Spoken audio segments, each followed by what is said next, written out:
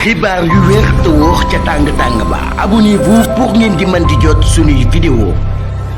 mbégte ak bànneex la ñu am ci ànd bi ak Buzz 221 HD ni ñu koy defee saa su ne rek di leen indil ay xibaar la ca gën a fës bu ñu sukkandikoo ci ay xibaar ñu ngi ñuy wax ne ki nga xam ne nag moo fi njiitu réew Bassirou Diomaye Diakhar Faye laaj na conseil constitutionnel ndax dina mën a amal li nga xam ne nag moom moo di ay élection anticipée yu local maanaam falu maire yi nga xam ne nag ñoo nekk ci gox yi nekk ci réewum Sénégal loolee waral nag ki nga xam ne moom moo di Alioune sampo ab laaj di wax na nag lan moo tax kile di njiitu réew mi Bassirou Diomaye Faye waxul benn yoon li nga xam ne nag wala sax fësalun xibaar bi nga xam ne nag moom la doon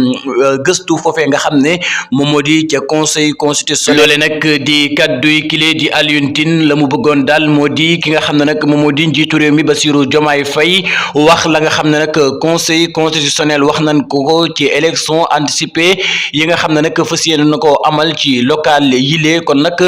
loolee mooy sampo laaju ki nga xam ne nag moom moo di Alioune Tine jiital Afrikajom Center bi nga xam ne nag dafay xeex ak yelleefu doomu aadama fii ci réewum Sénégal moom Alioune Tine bokk ci fi nga xam ne nag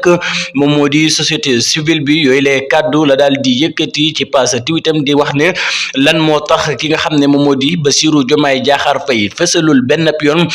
xibaar bi nga xam ne nag